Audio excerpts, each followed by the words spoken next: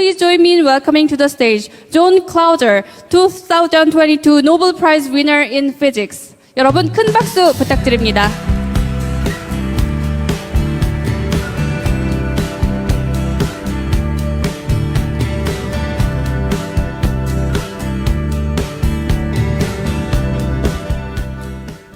Well, I hope there wasn't a significant miscommunication in the invitation for this particular talk. I'm going to give another one later on, the keynote address.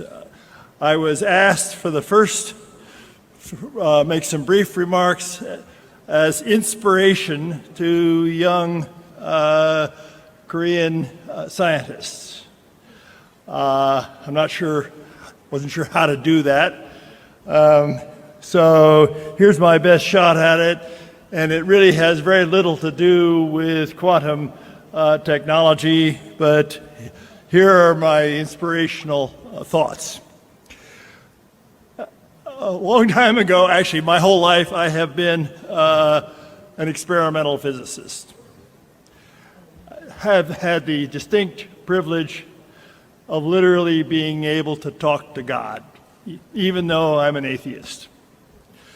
In a physics laboratory, I am able to ask carefully posed, mathematically based questions and correspondingly observe universal truth.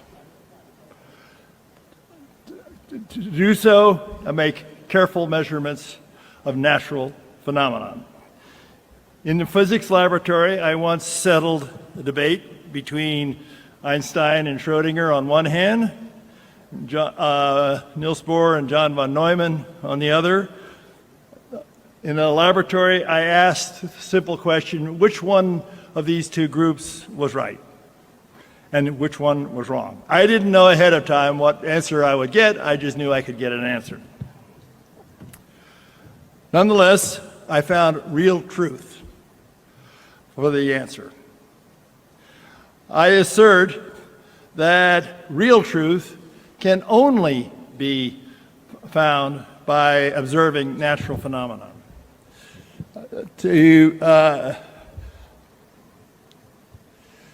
By carefully observing natural phenomena. Good science is always based on good experiments. Good observations always overrule purely speculative theory and provide sloppy experiments, on the other hand, are frequently counterproductive and provide scientific disinformation. That is why good scientists repeat each other's experiments carefully. For inspiration to young scientists, I would suggest that today is an opportune moment for careful observations of nature. Why?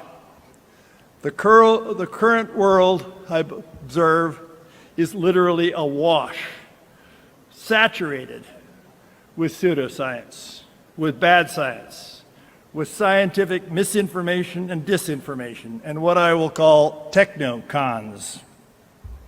Technocons are the application of scientific disinformation for opportunistic purposes.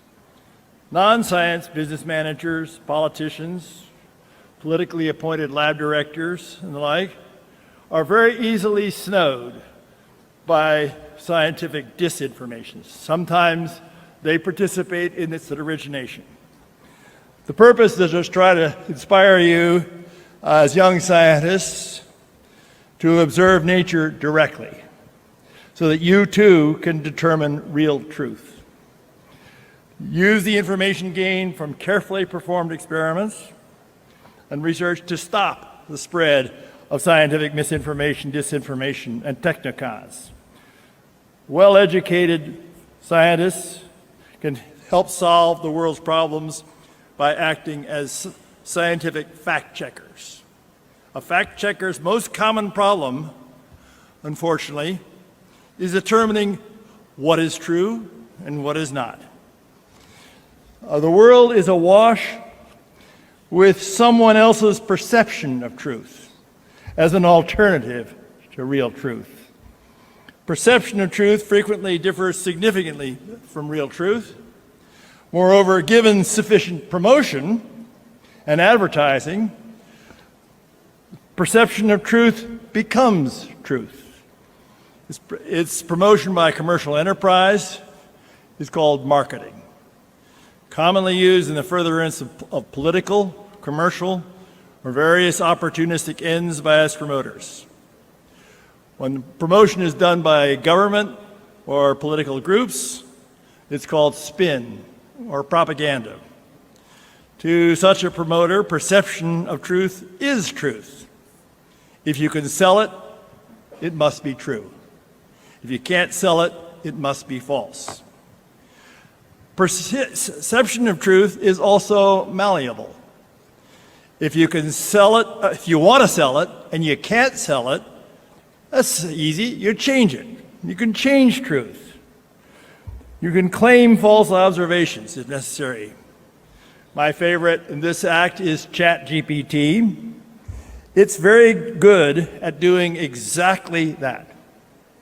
It has lots of man-made pseudoscience that copy and manipulate and emulate. It can lie and cheat even better than its human mentors, whose writings are abundant in literature. In literature, you will observe there's far more fiction than there is nonfiction. Pseudoscience is science fiction. Unfortunately, neither computers nor human fact checkers can, in general, tell fact from fiction, or science from science fiction, or from pseudoscience. Hey, if Starship Enterprise can fly faster than the speed of light, then it's got to be possible, right? All you need is dilithium crystals, right? Wrong. Real truth is not malleable. It can only be found by making careful observations. Well-tested laws of physics and observational data are an important guide to allow you to distinguish truth from perception of truth. Now, I am not alone in observing the dangerous proliferation of pseudoscience. Recently, the Nobel Foundation has formed a new panel to address the issue called the International Panel on Information Environment. They plan to model it after the UN's International Panel on Climate Change, the IPCC. I think personally that they are making a big mistake in that effort because, in my opinion, the IPCC is one of the worst sources of dangerous misinformation. What I'm about to recommend is in furtherance of that, of the aims of that panel. In the past, we scientists have acted as referees for journal articles, peer-reviewed, and we have peer-reviewed each other's work, so as just to prevent the proliferation of scientific misinformation. That process recently seems to have broken down. Somehow it needs to be re-energized. During my career as a scientist, I have frequently been asked to referee lots of scientific journal articles. Here I will offer a few pieces of advice. First, very importantly, your work should be based on careful observations of nature. You must try hard and recognize what I will call an elephant in the room, hiding in plain sight.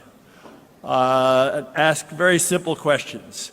I found an elephant in the room that I will be describing in my keynote address in quantum mechanics. I have a second elephant in the room that I have recently discovered regarding climate change. I believe that climate change is not a crisis. Real truth could be found if and only if you learn to recognize and use good science. It's especially true when real truth is politically incorrect and does not reflect the reflect political business aims or desires of leaders. Even the scientific community can sometimes become diluted by pseudoscience. Recall, if you want pseudoscience to be true, just simply spin it and it becomes true. Importantly, a referee must know and use mathematically based physics. A good scientist must also know how to derive and solve differential equations. That was the first thing I learned as an undergraduate at Caltech. Follow the teaching of Sir Isaac Newton. He found that the world is governed by differential equations. He had to invent calculus to do it, but he did it. A referee must correctly identify the dominant processes.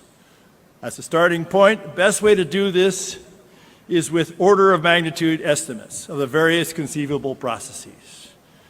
One of my examples I can give later, I won't have time to do it though, regarding climate change, the dominant process, I believe, has been misidentified by factors of 200. So if you're off by a factor of 100, 200, your process is way too small to be important. It's the big one, big numbers matter, little numbers can be neglected. Sometimes people will promote new ideas that are off by factors of 1,000,000. They just simply haven't run the numbers themselves. Most pathetic part of all this is that they don't know that they need to know how to do that. Their lack of scientific knowledge allows science and pseudoscience to promote what I will refer to as technocons, political opportunistic aims. Technocons are readily unmasked and identified if you simply apply order of magnitude calculations. Very importantly, a referee must apply good calculus-based statistical methods along with good common sense. I would also like you to consider methods used by two of my former associates at University of California, Berkeley, Nobel laureates. When they were shown data, a group of data points, and told, look, the trend is obvious. Luis Alvarez, the Nobel laureate, would look at it and say, flattest line I ever saw. Charlie Towns would look at it and say, I don't see in the data what you're telling me I'm supposed to see. Beware. If you're doing good science, it may lead you into politically incorrect areas. If you're a good scientist, you will follow them. I have several I won't have time to discuss, but they are, I can confidently say, there is no real climate crisis, and that climate change does not cause extreme weather events. Thank you. 네, 좋은 말씀 해주신 존 클라우저 박사께 큰 박수 부탁드립니다. Please give a big round of applause to John Clauser. Special thanks to John Clauser.